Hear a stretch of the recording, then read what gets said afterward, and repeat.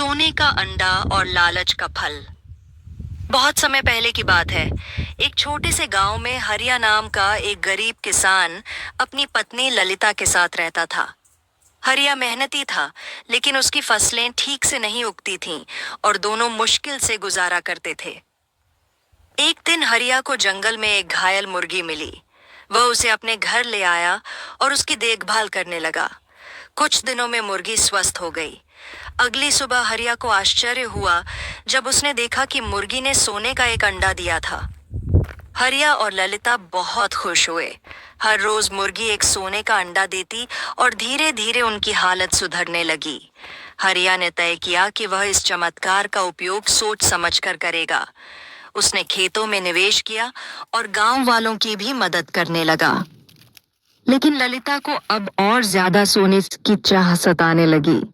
उसने सोचा, अगर यह मुर्गी हर दिन एक सोने का अंडा देती है, तो इसके पेट में ढेर सारे अंडे होंगे।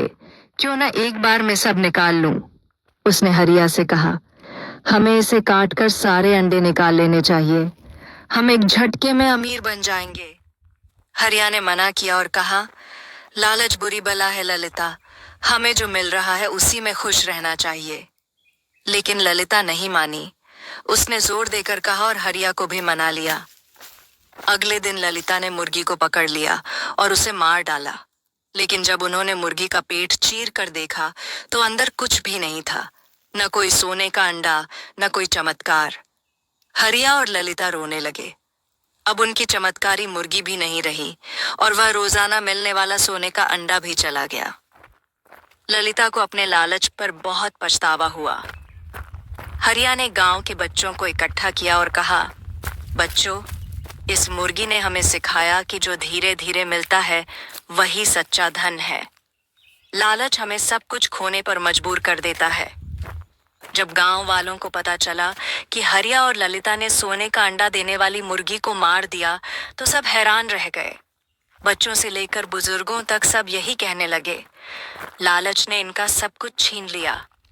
हरिया अब भी शर्मिंदा था, लेकिन वह अपनी गलती से सीख चुका था। हरिया ने ठान लिया कि वह फिर से मेहनत करेगा।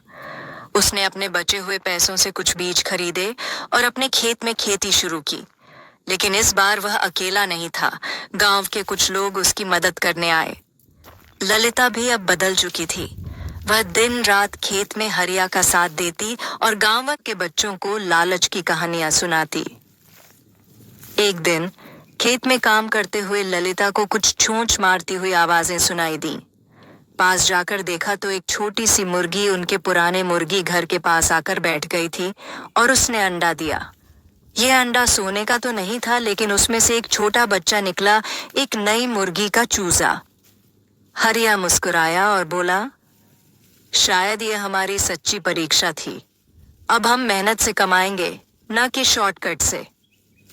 गांव में हर साल एक सदाचार मेला लगता था।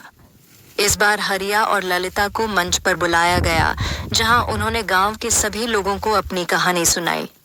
ललिता ने कहा, मैंने सोने के अंडे के लालच में वो सब कुछ खो दिया जो हमारे पास था, लेकिन जब हमने संतोष और मेहनत को अपनाया तो असली सुख मिला।